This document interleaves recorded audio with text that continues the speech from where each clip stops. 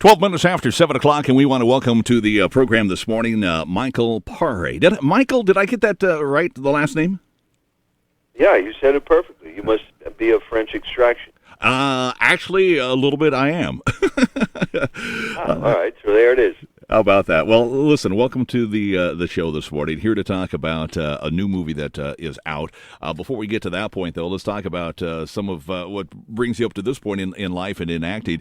We know you probably best as Eddie and the Cruisers in the sequel, which was Eddie Lives, goes back for a ways. But you've been in a ton of other movies over the years. Yeah, I've been doing this for 35 years, man. Have you ever thought that it would take you and be able to sustain your life and what you want to do in life as strictly acting all this time? No. They say in Hollywood, you're the last one to know that your career is over. Mm-hmm. So it's very nerve-wracking until you have to have a couple of hits, and then you think the studios and the audience believe that you have another hit in you, so you start to get more secure the longer you do it. But when you're young, it's like this could be over at any moment. And so when you've got that kind of mentality and train of thought going on in the background of your head, what would you have done if suddenly you realized your career was over and you had to do something else in life? What would you have done?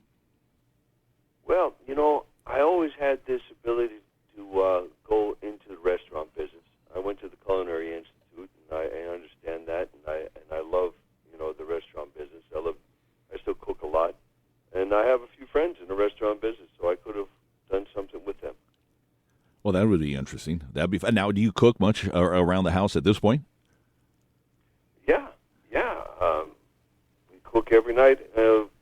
We have at least one meal at home every day, sometimes breakfast and dinner. Awesome. So, my wife is a fantastic cook. I married a girl from Europe, so it's very picky taste, which is nice. And not everybody really appreciates good food, but, in my opinion, one of the basic carefree pleasures in life is food. So if you can give yourself the time to really cook and enjoy your food, you're having a great life. I agree. I so agree with you, Michael, on that. Hey, let's talk about this new movie. It came out just a week ago. It's Weaponized. You're rubbing shoulders with a lot of other great actors in this movie as well. Tom Sizemore, Mickey Rourke, John Fu. Who else is in this? Do we cover all of them? Johnny Messner. Oh, yeah, Johnny Messner is in there. What's the storyline on Weaponized? Well, the movie opens with a mass murder. This crazy young man has a machine gun, and he's shooting up this like a bank lobby, and he kills a bunch of people. And I'm playing the local PD captain, right, or lieutenant. Mm-hmm. And the more we find out about this guy, the more we realize that there's a much bigger story behind it. He's not just off his meds, it's not like he's gone postal. And you slowly realize that what is it that motivated this guy to do this is these experiments going on by the military-industrial complex to create the perfect assassin. And they're transferring the consciousness of one, assassin into the body of an innocent person. And, that innocent person has access to somebody they want dead. And so they transfer consciousness, the guy shoots the place up, and then he's back to the other body, and the guy apparently doesn't remember doing what he did. Interesting. So that's the broad stroke. But when you find out that this is all part of an assassin program that the military-industrial complex is trying to sell to the Pentagon, it's like, the story just makes you believe in the conspiracy theorists and, the shadow government. And then there's a giant robot they've also experimenting with, like RoboCop. So it's an action adventure with a very interesting story.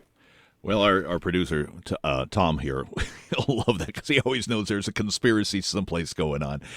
Now, let me ask you, when you complete a project like this, Weaponized, do you sit down when it's all done and actually watch the whole thing, or have you been so immersed in it that you've just had enough? I haven't seen it yet because I was in Michigan shooting another movie when they had their big premiere.